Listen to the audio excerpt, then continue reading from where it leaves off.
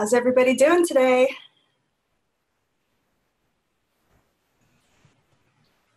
Good to see some familiar faces. We'll wait a few minutes for people to keep joining us. So we've got a handful more coming in. In the meantime, I'm Shana Kessler. I'm the Intramural Sports and Special Events Coordinator at Central Washington. I will be facilitating this roundtable today. Go ahead and introduce yourselves in the group chat. Share your name, where you're from, and who your favorite superhero is from television or movies or comics.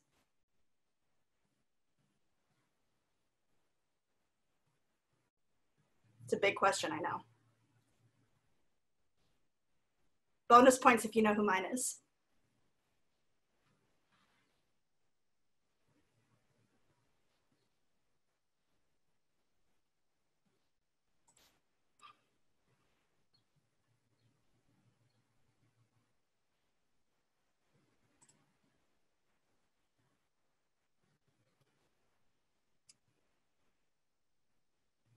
That is true, Crystal.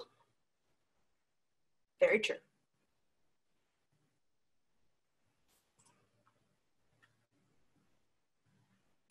Ooh, Batman or Wolverine?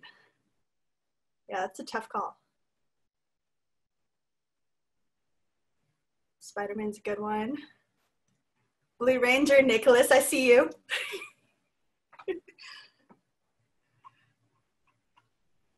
Got some Black Widow fans in here, some Deadpool fans. Love it.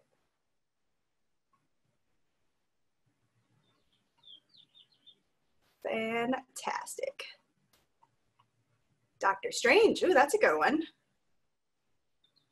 Oh, Brian, your mom, that's so sweet. Static Shock, yes, Dominic. Oh man, I love Static Shock. Yeah, Nick, you get the bonus points.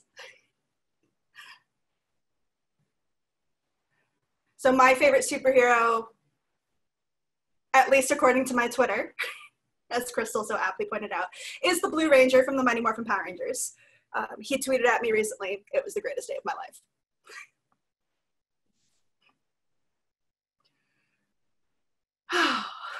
All right.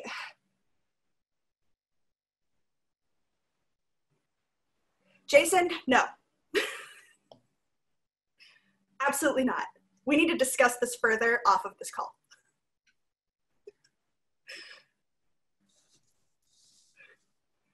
Another family member as their favorite hero. That's a good one. I love that.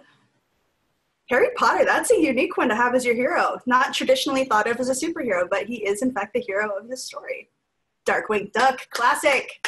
Oh, I love it. Absolutely love it. All right. Well, welcome again, everybody. For those of you who may have joined a little bit late, again, my name is Shana Kessler. I am the Intramural Sports and Special Events Coordinator at Central Washington. If you haven't had a chance to introduce yourself in the chat, go ahead and do so. Today, we're talking about esports. Surprise, surprise. We're still talking about esports all these weeks later. So unlike our previous roundtables, I don't have any co-facilitators with me, so I'm going to be relying on all of you to really help this conversation flow. I have a couple of prompts that I received from people in advance, topics that we want to talk about, and I'm really excited to hear what all of your thoughts are on these different things that we have going on, knowing that we have summer programming that we're looking at, fall programming, winter programming, trying to figure out what comes next for us. So with that said, the first topic that we have today was about summer engagement and virtual fatigue. How are we handling summer programming? Are you having it? Is that something that you're focusing on? Are you taking a step back from esports programming over the summer? And if you are not and still continuing with your programming as planned, how are you tackling virtual fatigue for your students?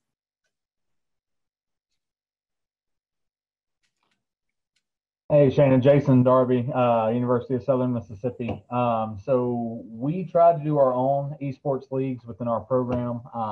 Little to no numbers for the summer. And part of that, kind of like you said, the virtual fatigue with everything being, online, their classes being on the screen in front of them already. Probably the last thing, especially in that time of transition. But One thing that our intramural sports coordinator did was we actually partnered with Mississippi State and Ole Miss, the other two larger institutions in the state, and they're doing a Best in Mississippi esports competition.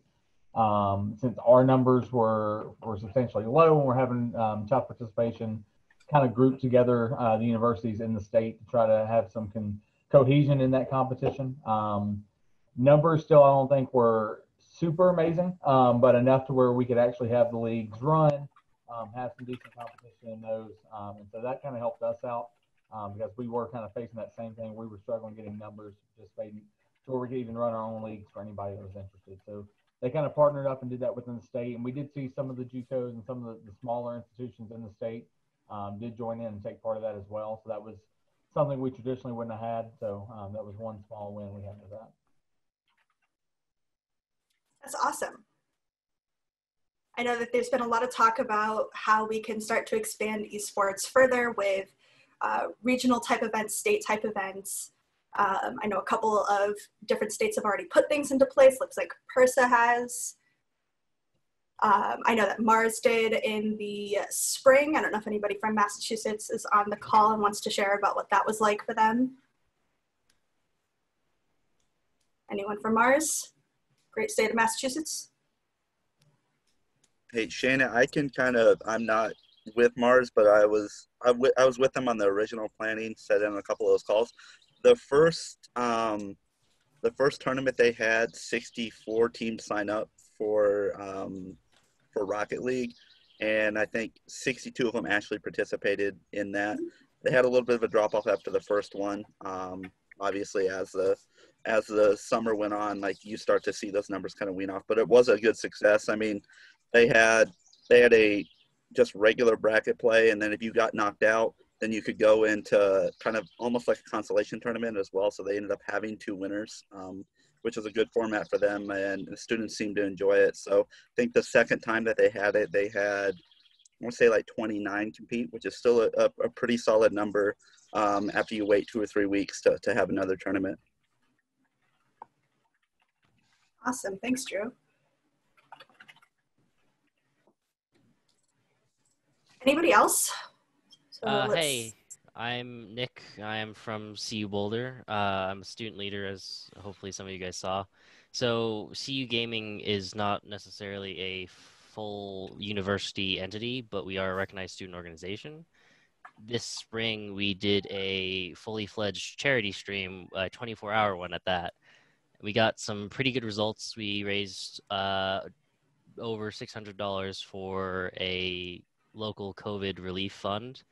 And I do not currently have the viewership statistics, but I think it was something like 40 to 60 concurrent viewers during low hours. And then during some of the more exciting segments, we had upwards of 100 to 200 viewers.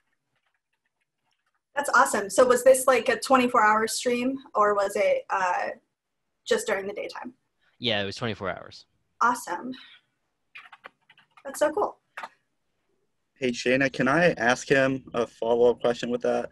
Go for it. Nick, with you being just kind of a student advisor for esports student organization, one thing that I would be curious to know is how can us as rec professionals, if we can't take you on as a club sport or anything like that, begin to bridge that gap and work with you all as student organizations to continue to reach out and kind of bridge that gap between esports and rec, because our normal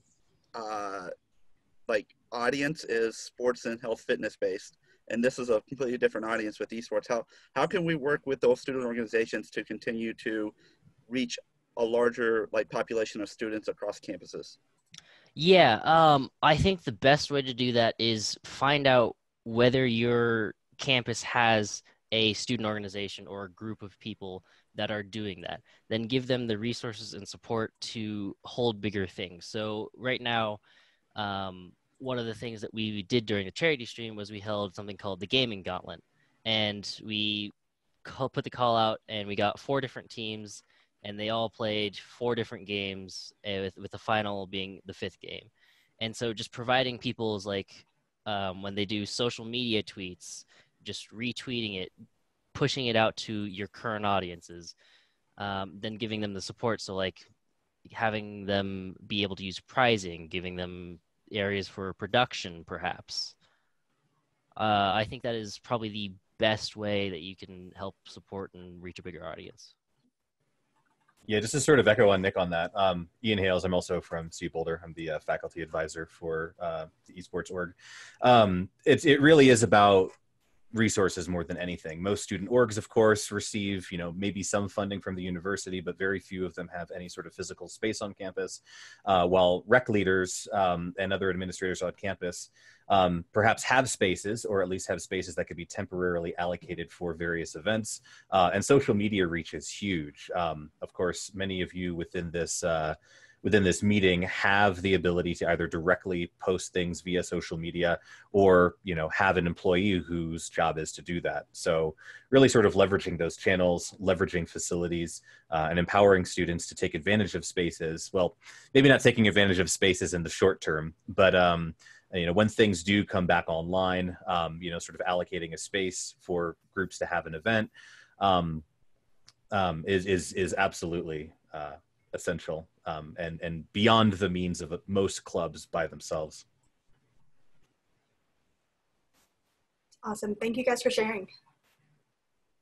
Before I get to the next part of this question, I did also want to remind everybody, you can submit questions actively to me privately or into the chat as we go along if you want to see something addressed.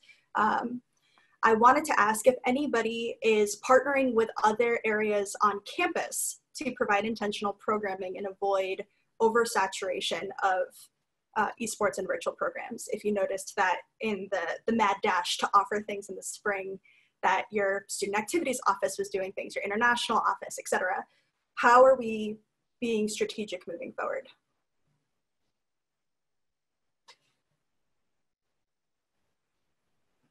And I can share first. So that was exactly what I noticed at Central Washington. Was we had trivia being hosted by 4 different departments on different days of the week. There were other program areas outside of rec that were offering 6 a.m. yoga classes over Zoom and things like that we were also offering. We noticed a lot of competition for the same viewership, the same participants in a virtual space. So I reached out to the director of student activities and said, hey, how can we effectively offer programs without stepping on each other's toes? Because she, for the last 5 years, has always hosted trivia, but trivia is also kind of a sport. It's a competition. It, in my opinion, belongs in intramural sports. And so now we've made a plan to partner on that every week moving forward into the fall. We also opened it up to every other programming department on campus that we could possibly see as doing something, and said, how do we make sure that we are not competing for the same students, that we're maximizing our audience and our participants and not replicating programs so that we can effectively try to reduce that Zoom fatigue. Has anybody else tried to reach out to their campus partners to see what you can offer?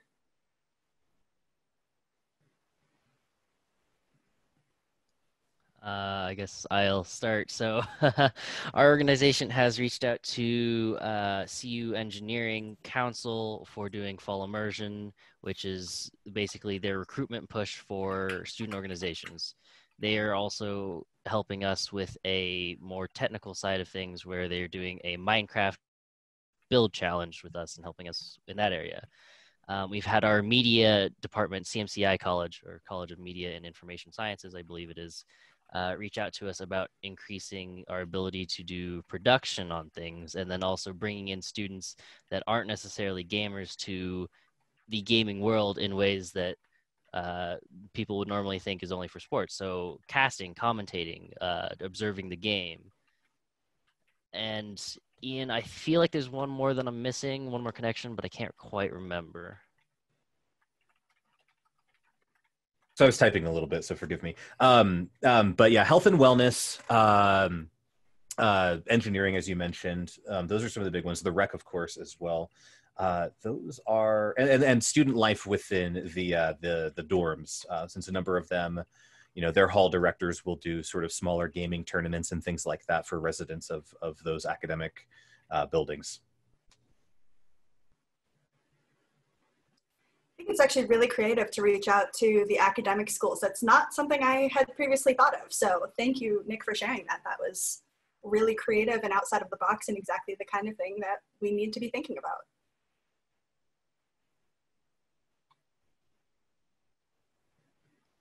Let's see. A lot of good stuff in the chat. Awesome. Has anybody used Twitch and Discord for non-esports virtual events?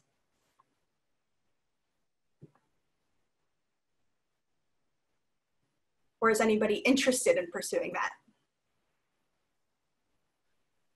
All right, well, I guess this entire roundtable is just going to be me starting. So in terms of non-esports events, the gaming club, how many of you guys are familiar with Discord at all?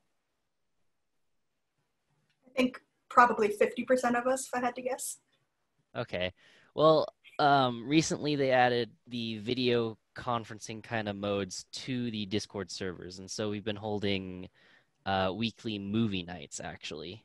Some of our users pay for the premium Discord Nitro service, and then they pop on a movie on their device and then stream it to the rest of the Discord channel, and everyone just hangs out and has a good time watching the movie. Sometimes there's a bit of discussion in a dedicated movie channel, and sometimes there's not. Sometimes they just watch the movie, and then they go and break off into their separate groups and play casual games later afterwards. Awesome. Yeah, I had reached out to Twitch to find out about doing movie streams over them, and they've recently had a big crackdown on their DCMA regulations and policies, which poses a different challenge. It basically says that if you use something copyrighted, you might get your channel suspended for a while or your content taken down, but it doesn't tell you what to do if you do have the rights to something to stream it. So it's a curious thing, but I hadn't thought about using the video call conference option and the screen sharing option in Discord, which is a private venue to use. So that's, again, another creative outside of the box thing. So Nick, I'm really glad you're here. Glad to be here. I did kind of glance over the Twitch thing. So as said in the previously, there is the thing going on with the DMCA stuff, and the Twitch channels getting taken down or getting a strike. Currently, as long as you have an open line of communication with whatever content creator created the music, you should be able to reverse any DMCA claims and get that all taken care of afterwards it happens.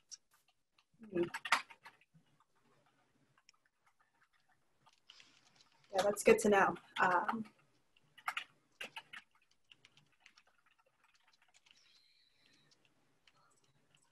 All right. So Mike brought up the platform options that we have out there for documenting and recording scores and competitions and tracking things. I know that this has been a hot topic for us many times. Things like Geeks, Mission Control, Battlefy, etc. In the month or so since we last met, has anybody capitalized on the free opportunity to enter those realms, tried it out, and seen success with those things that they would like to share about?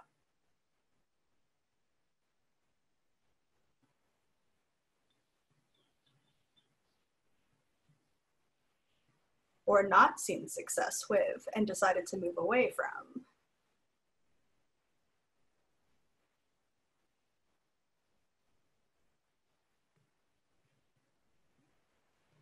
I've heard Battlefy is also one of the better systems, to echo what Nick just said in the chat. Mission Control, I hear, is more hands-off than hands-on. So if that's something that you're looking for, that might be the better fit for you. Geeks is definitely more of a, you build it and that's pretty much it, it's all you. But it integrates into IM Leagues. I don't know if others do that function. Smash for fighting games. There's a lot of different options out there, for sure. I know for us, we previously had a contract with Geeks. We opted to cancel that contract. It wasn't the right fit for us. Our students already have a hard enough time just accessing IM Leagues with their single sign-on, so adding another platform for them to use just wasn't the right fit. But not to say it might not be the right avenue for somebody else.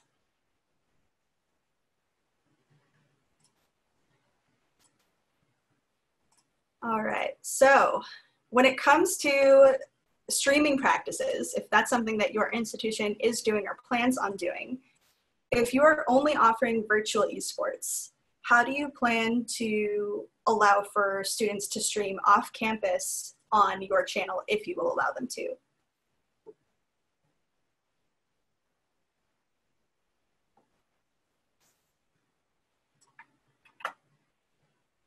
Anyone?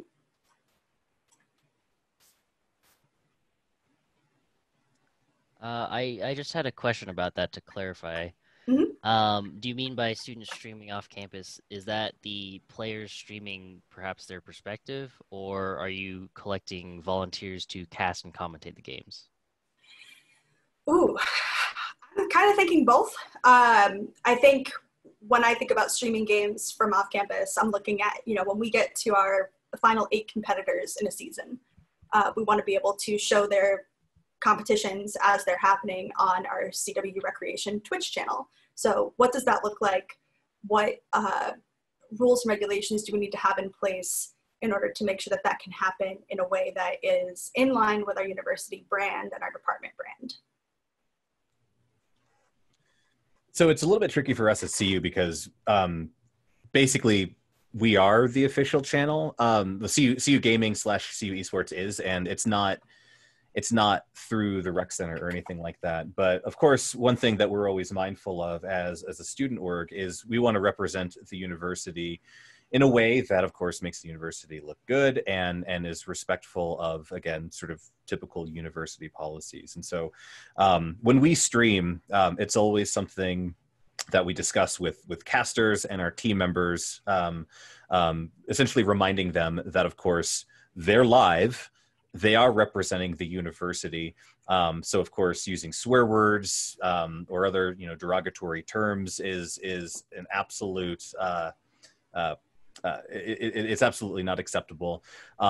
Conducting themselves with good sportsmanship. Of course, there's a lot of times in gaming where, you beat someone in a round and you'll kind of taunt them afterwards. So good sportsmanship is absolutely essential, and proper polite communication are both key to what we do.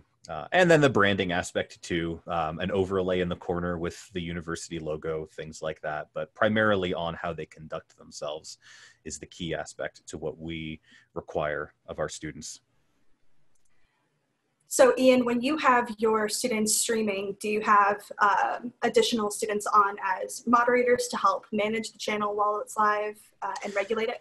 Yeah, so typically when students are streaming, it depends a little bit if it's a larger production or if it's something more small scale. But typically, there are the individuals who are streaming their game or whatever it is that they're doing as the content. And then we will typically also have 1 or 2 producers who are actually running the stream behind the scenes. They're the ones who are switching between different camera shots or between different screen views. They're the ones who are also moderating the chat if things pop up in the chat that aren't things that we, of course, want to see on chat. Those things get deleted and whatnot, and occasionally people get banned. But yes, it's 95% of the time at least a 2-person job at minimum, just because it's incredibly difficult to, of course, play a game and then also see what's happening around you. Yeah. Ian, with that, when you're doing this, do you all have a centralized CU Esports channel and then you host another person's stream, Twitch stream, or how do you go about that for your abilities to have that kind of production value? So occasionally we do host other people, but for the most part, anytime that we're doing an event, we're also hosting it. And so what we'll do is by centralized, again, because at least at CU, things are lagging behind a little bit compared to a lot of other institutions. We don't have a space on campus where we produce from. Generally speaking, when a production is being held, either we go to a quiet room on campus. It's not our room, but a quiet room. Or we produce from a student club leader's apartment. And what'll happen is, if there's a game that's taking place, of course, the team is assembled. They're usually all in their own apartments for the most part. And then we are producing it in spectator mode as sort of an additional entity within the game, and then that production is happening from wherever it may be. Again, typically an apartment. In terms of just like, oh hey, this team member wants to stream. We've done that before, but it's not incredibly often. And I'll fully admit that our content is far from perfect either. We're still trying to figure out a lot of stuff on our own. But generally speaking, we will broadcast our own content.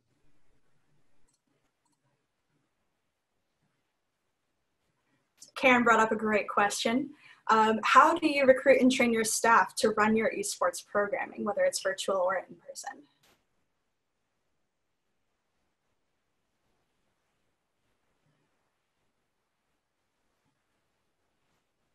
Somebody new. I can take this one. This is Awesome. Justin from UF. We've got only a couple students, but they are just some of our student staff who worked in intramurals, and then we're already playing in the league, so we're familiar with it and recruited them on. And so what does the training process look like to get them ready to run an esports program? What goes into that? We're just teaching them the administrative side, how to schedule, do all those things, basic conversations about communication with participants and that kind of jazz, just like you would do with broadcasters and stuff like that. Great. I could say for us at Central, we do a similar thing. We kind of hire from within our intramural staff. Those who are gamers get first dibs at becoming channel developers and moderators for what we need for Discord and Twitch.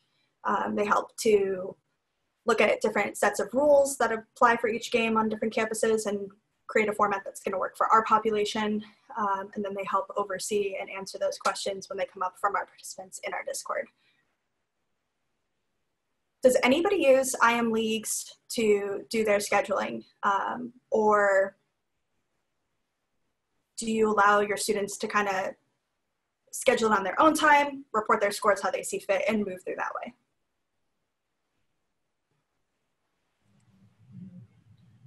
We don't use IM leagues, we use Fusion IM, but we essentially just use it to tell them who they're playing and then still let them self-schedule and report. Okay. And what system, how do you get the reports? Do you use? So they would still input their score once they play. So we just give them essentially a calendar with deadlines that they have to have things due by. Mm-hmm.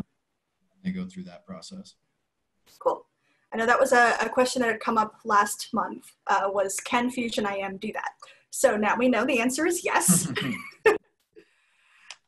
Yeah, we're for the best in Mississippi when they used IM leagues, and they did kind of similar to that. They would go ahead and schedule it for two weeks worth of matches, but you could just play it whenever and submit. But say Justin, me and you were matched up, in week one, we had that first Tuesday by whatever time they said we had to have it in, but you had that 2 weeks where your week two opponent, you basically had more time. You could get that match in. You could knock both of them out in the first week if you wanted to, and just kind of work with it that way. And they self-reported on IM leagues. I don't believe they had too many issues tracking people down just to get those submitted. I know they had to, call up a few people to try to get their scores, but no issues for the most part with that.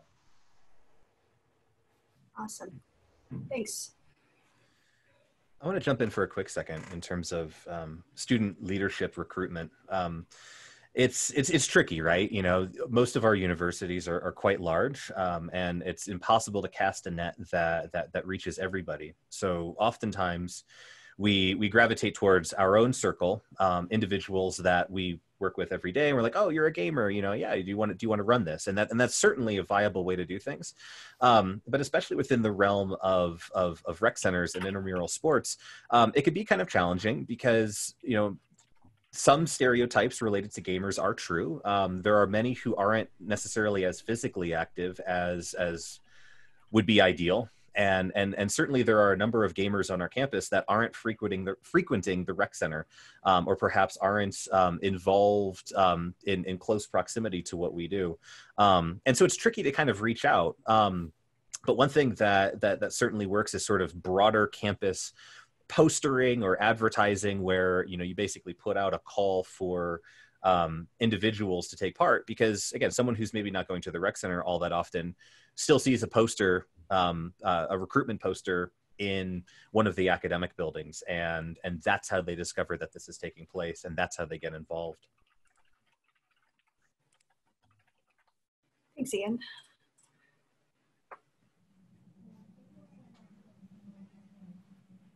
Sorry, I'm trying to catch up on the chat a little bit. Let's see. So the subject of forfeits and people not responding to scheduling requests came up a couple of times.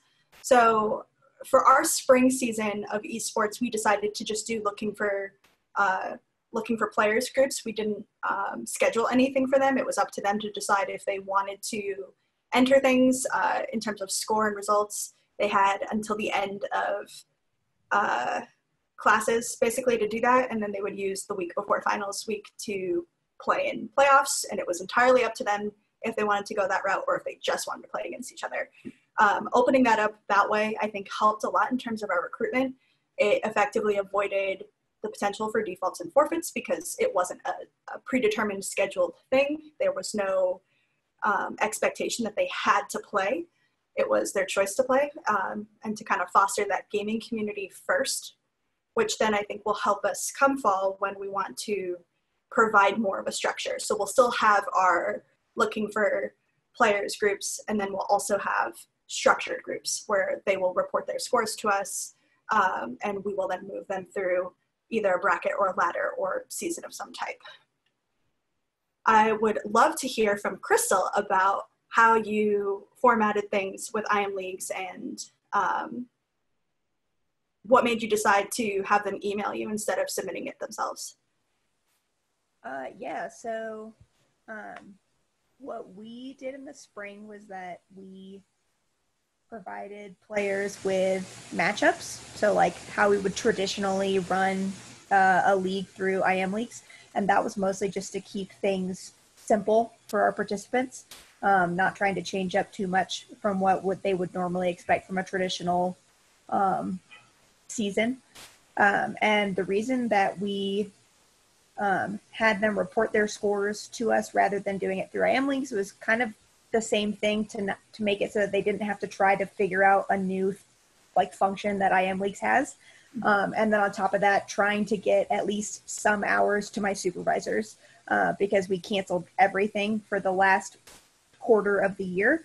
And so we ran enough leagues that each one of them was able to manage one game league.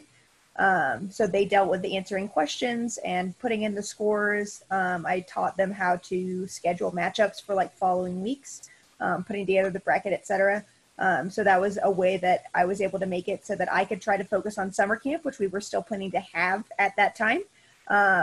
And it gave them an opportunity to still get some hours, and they were able to do it kind of on their own time. They could go in and check the schedule or check the email whenever they wanted to, rather than having to worry about being scheduled for specific times. Awesome. Dana, one thing added to reporting of scores, and this was talking through this with some of our students, was that kind of those subtle intricacies of IM Leagues can be sometimes hard to be able to manage on the back end, is being able to create your schedule of who your matchups are and exporting that to a Google Doc in which you share out to all the participants. That way everybody has editing access to enter in. You can have tabs for each game for each week for all of your sports, and then they can go in and just add all that information. They don't have to access IM Leagues, and they don't have to access anything related except to that Google Doc with that link. You can even take it as far, one thing that we encourage our students to do if we're going to do esports for any of the activities is your team name needs to be your gamer tag for Xbox or for PS4, just for consistency's sake. But if they don't have that, you could even take that schedule that you have, create an extra column that has all of their gamer tags on it. That way it kind of clears up any confusion for anybody who didn't follow what we originally told them to do.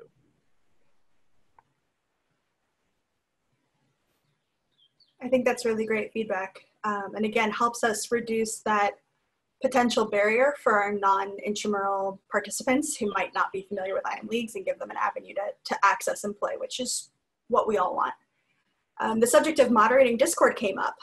So are you scheduling and paying staff to moderate, or utilizing bots to moderate your systems? So for us at Central, it's both. During the summer, we won't have any staff moderating because we're all off for the summer. But during the year, our staff can get paid up to 2 hours a day to moderate the Discord, but they have to demonstrate that they're actually being active in it. Outside of that, we do have some bots in there that are looking for foul language and able to answer some basic questions based on how we've programmed it. We only have the one bot because we don't have more than 100 participants in there right now, but as it grows, we're likely to need more bots that can do more things. It's been a really great way also to get students hours where possible. So each student is assigned, excuse me, to a specific game. So similar to how Crystal has it set up. So they're in charge of that sub-channel of the Discord to answer questions when they come in about FIFA rules and how we've set things up and how to report their scores and so on. So we have, 2 or 3 students designated to that. And again, they can get up to 2 hours a day working on those projects.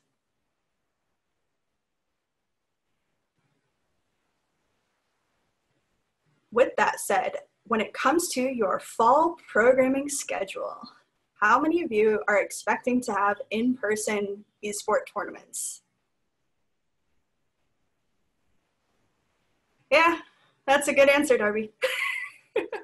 Right now for us, we have a plan A and a plan B. Plan A is we can operate intramural sports and special events kind of as normal, with maybe some modifications for social distancing or limiting spectators or whatever it is we need to do. And then plan B is all of that goes out the window. Activities have to be socially distanceable, capped at no more than 50 people in a space where they can be 6 feet apart. And then I had 5, they made me narrow it down to 2. 6 feet apart, and then offering virtual programs where possible. So ideally, we try to host an esports tournament in person every quarter, where we can have 4 to 6 TVs running with consoles and move people through pool play and a bracket. And it's a super fun time, and it's hosted out kind of in our main lobby area of our Student Union Recreation Center building. So we get a lot of different types of people participating and signing up right there on the spot because they're not necessarily rec users. But the Student Union is also where dining is. It's where campus activities are. It's where clubs meet, etc. So we're very lucky to have that space that's combined. When we are not able to do that, it poses a different problem. So we have to look for other creative ways to recruit those participants.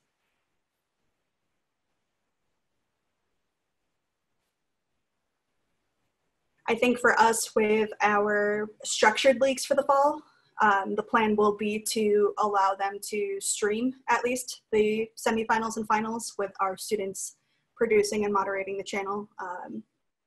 And that way we can have that sense of community. I don't think it will be feasible to broadcast every game, but those students who play can choose to broadcast on their own channels if they choose to. That's their prerogative. Has anybody run into issues with non-students playing or trying to play in their Discord or Twitch capacities? And how have you handled that?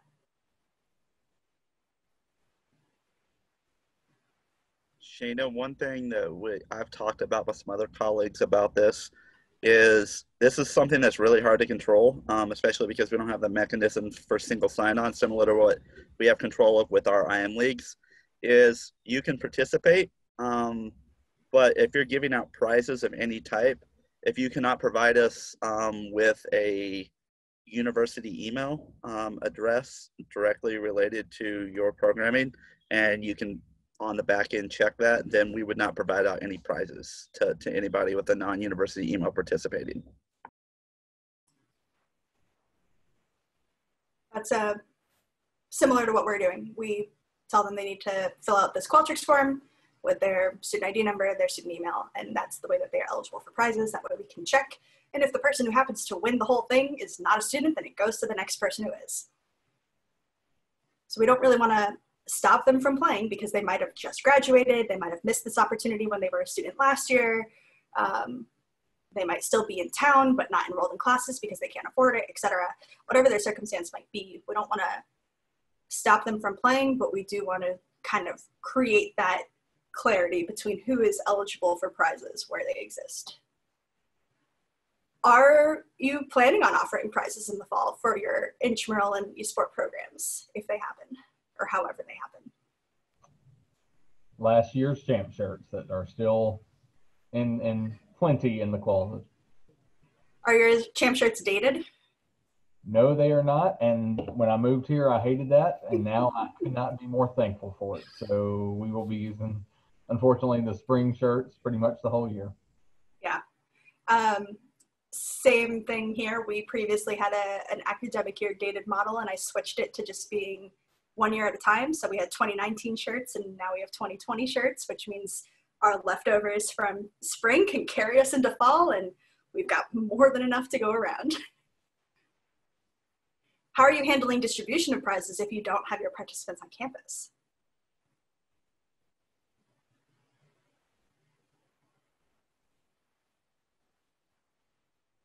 Just gonna hold them until winter?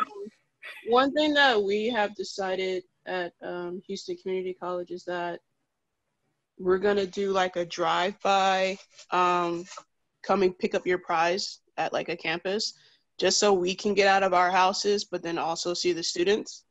So that's something that we're gonna try to implement in the fall, and just kind of have them come by, you know, their closest campus, see us, get their prize, and, you know, just say hello in a sense. But then That's we really also cool. mail them out. We mail them out as well. We did that this summer, and we had them tag us on Instagram to show us that they got their prizes, and they were like really happy about that. So that was the other option. Oh, that's cool. I should have included that in the packages I mailed out, that they should tag us. That's a good idea. I like that. I like it a lot. Yeah, curbside pickup by appointment for prizes. So with us, with our rec center being entirely closed for the summer, we don't have that option right now. So we told folks that they had until a certain deadline to send us addresses to mail to. Otherwise, we would hold it until the fall and reassess then. If they're not back on campus, we would look at mailing it. Otherwise, they would be able to pick it up at that point.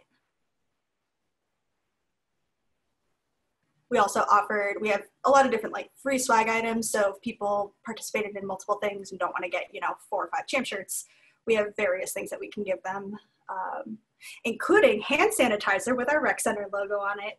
So, you know, we planned ahead for that one. Ordered that back in February when this first all came to light in Washington. Took us forever to get them, but a really cool little swag item to have on hand.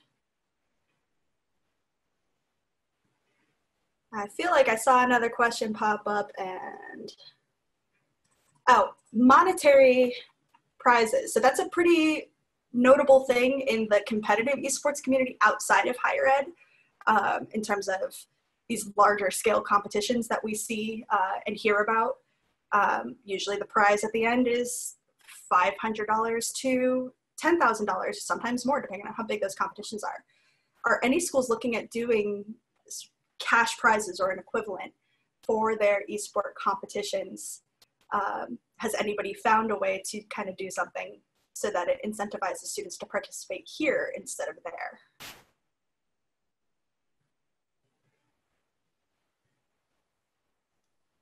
So CU has this weird thing called Campus Cash, which is a CU kind of internal monetary unit of money. And so we get permission to, you know, reward our students who participate in tournaments with, you know, $50 here or there. And as long as they can provide, you know, proof of enrollment certificate or not, they are allowed to claim that, because since it's not necessarily the university taking funding from wherever they're getting it and just giving it directly to the student, and that could go in any way that the student chooses, But with Campus Cash, since it comes back into the CU ecosystem, they're less, I guess, less stringent on that. Yeah, and I'm not sure how all of your institutions operate, but at least at CU, there's a lot of red tape in terms of paying prizes for people. So typically the way that, like, if we were to pay a prize at CU and if it weren't in Campus Cash, we'd almost have to hire them as a student employee and then basically give them a stipend off of that. So it's a pain in the neck. And so, yeah, when we can basically offer, basically CU's version of Monopoly money, it helps a lot in terms of getting them whatever prizing they've earned quickly. Various CU esports teams have won prizes in external tournaments at the collegiate level. And one thing a lot of these organizations will do, DreamHack being one of them, is they won't give students who are playing for their school a cash prize, even if they win. Instead, what they do is they offer scholarships that could be distributed directly to the bursar's office and applied to a student's tuition fund. And so that, while yes, it's still a decent amount of legwork, is also something that remains within the CU or within the university ecosystem and doesn't then factor in, giving cash directly to students for their prizing. Do you have any caps on how much money you can give to students as prizes? Not that I'm aware of. Unfortunately, we're not at the point where we've hit those caps. I would love to be, but right now it's low dollar amounts that we're dealing with. Again, as Nick mentioned, like $50 for a prize here, $100 for a prize there. So no, I haven't hit that cap, or we haven't hit that cap. So we don't know what that is, or at least I don't know what that is off the top of my head. Yeah. I know at my previous institution, Salem State, we had a cap of $25 for Clipper Cash, which was our university funding. So any prize that was that sort of cash equivalent could not exceed that amount. Otherwise, it started to violate the gift card policy or whatever. So curious about what different workarounds we have. Another question that was submitted was about extramural opportunities, which I know we touched on earlier, and I see that Jason Gant is here, and I know he's got plenty to share about his company Recreation Readiness and the opportunities that they have. I would love to hear about what things we are planning for the fall or even for the summer that can provide opportunities to students to compete with incentives, prizes, marketing, recruitment, something that we can do in a shared capacity, either based on the state tournaments we've already done or looking at some of these outside organizations. Drew? Nah? I was just moving my hand. Looked like you were raising it. Anybody offering extramural opportunities or know of extramural opportunities for the fall? I think I can suggest one. So something that's been pretty popular in the past is doing a kind of, I guess for us it's called Mountain Rivalry. But what it is basically is you pick whatever school you have a rivalry with. Like for us, it's CSU, Colorado State University, and you go face them in whatever the most popular game is. And that's always really fun for students to see and for the esports players to participate in if your certain college has an esports team.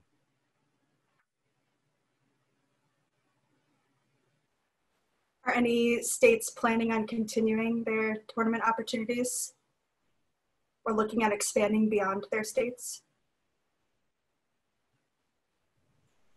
Nick, did Region 4 ever do their esports thing? How did that go? I don't actually know. For us, our esports organization is fairly disconnected from anything that's happening in administration. It's only this past year that we've really only gotten our foot in the door as talking to people like Rick George, which is the director of athletics. So when you say if Region 4 got something off the ground, I honestly have no reference towards that.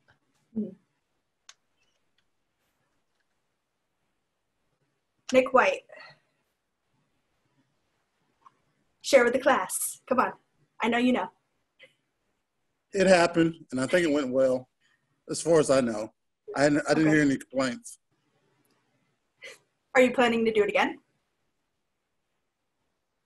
I don't know. Great. Cool, bud. Thanks. So I bring up Region 4 specifically because they're one of the only regions that I know that was intentionally looking at expanding outside of a singular state for a spring event. So I was curious to hear about how that went. And knowing that Mississippi has done stuff, Florida, Colorado, etc., to see what things could manifest from that, what growth opportunities might be out there. If we're seeing drops in participation from one area, could we potentially stabilize it by expanding it to others? And Jason Gant, thank you for sharing. So you just put the Recreation Readiness July calendar into the chat if anybody is interested in it, along with his contact information. Yeah, thanks, Shana.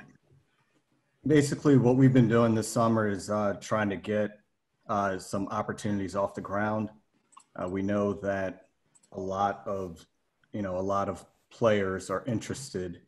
And the cash prize element that was discussed earlier, what we found in our first event was, so UT Arlington participated and they actually won the event. Their school paid for the team's entry fee. And as a result, for the cash prize that we offered, we actually made it out directly to the school's foundation. For some of the other teams that paid kind of on their own, or they were a collection of players, since it was their money themselves, our second place team I paid out through PayPal, and our third place team I paid out through Venmo. So kind of really for our events, it just kind of depends on what we got from the school as far as their expectations. And, you know, one good thing, you know, kind of venturing out on your own is that we do have the flexibility. I mean, the money is coming from my bank account, so it's like I've got an ability to pay it however it needs to get paid. So for any of the schools that are interested, if you or your students are, you know, wanting to keep involved during the summer, we've got Rocket League coming up this Friday, and then the last Friday of July. We have Super Smash Bros. Next Friday, the 17th, and then we have Call of Duty Warzone Trios the Friday after that. So thank you for letting me share. Yeah, absolutely. Are you planning to continue virtual e-gaming opportunities into the fall, or is this only going to be a summer thing for now? The plan and the hope is to continue it. We've actually hired 5 eSport interns from all over. So our kind of approach is we've been trying to get really students to run the programming. And if things go the way we would like, then we'll not only be able to offer these programming opportunities throughout the remainder of the year, but we will also kind of be developing an eSport internship program so that, you know, students like Nick, if they want to get some experience outside of their university, there are opportunities that, you know, you can be directly involved in running this type of programming to then hopefully gain opportunities elsewhere. I'll tell you, one of our current interns, he actually will be working for the ECAC conference coming up soon. So there are definitely opportunities as things kind of expand that we're hoping to provide a service for. Awesome. Thanks, Jason. Thank you. All right, we are close to the end of our time, so we have one final question, which is, what advice do folks have for smaller schools that are just starting to set up their virtual tournaments for the first time this fall? What successful resources do you have to share and advice that you have?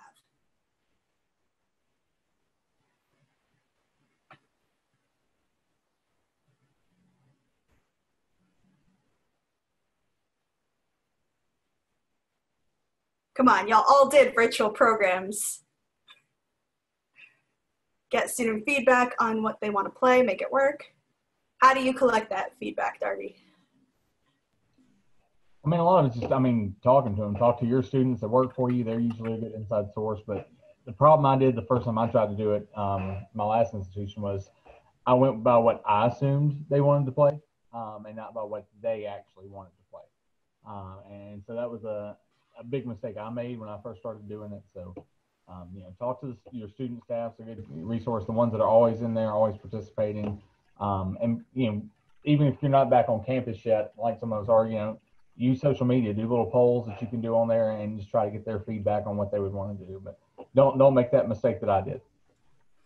That's absolutely correct. And in addition to letting them play what they want to play, the point was brought up a few moments ago about letting the students run it too. Because, you know, it certainly we're all involved and obviously we all have a stake in this, but whatever you do is going to run so much better if the people who are running it are hungry and enthusiastic and want to do it, versus any of us trying to pull teeth and make them do a stream or make them run a tournament. If this is what they love and if this is what they want to do, and if they're playing the games that they want to play, and we're just basically giving them the opportunity and the resources to do it, they'll do it. Yeah, to echo off of that, I've definitely capitalized on my student employees. You know, we have 200 students who work in our rec center. Of that, 50 or so work in intramural sports and special events, asking them what they like, what they want to play, what they see their peers playing, what they hear people talking about, what they see being popular in terms of what they watch on Twitch, has been incredibly helpful to figure out what direction we want to go with our programs. So whether it's what games we're specifically offering or what types of events we're offering. Because Twitch and Discord can be used for other things as well. We've used it for trivia night. It's going to be used in our partnership with Campus Activities to offer weekly trivia with different themes and to be able to broadcast that to our students who, when we hit that 50-person capacity in our theater, the rest of the students can watch it from the comfort of wherever they are and still be able to actively play because Twitch lets you do that. Additionally, we've looked at Family Feud. I know Scott George had created a really awesome intramural Family Feud game, so we plan on implementing similar things to that. I also know that there's other ways to use Twitch entirely that are completely separate from this idea of active programming. Podcasts are being streamed, which I didn't know until Steve Cardenas, former Red Ranger from the Mighty Morphin Power Rangers, tweeted about it the other day. And he has a podcast that he streams on. And so it makes it interactive with the audience. It's still content-based. It's a little more passive of an activity, but it's something that I don't think we normally think of as an opportunity to engage our students. And we have to start thinking outside of the box with what things can we do if our students don't necessarily want to devote the time to actively engage, but want to passively engage with us. So I think that we can start exploring just what's out there and what's already on Twitch to see what are people looking at, what is popular, and then asking our students what appeals to you.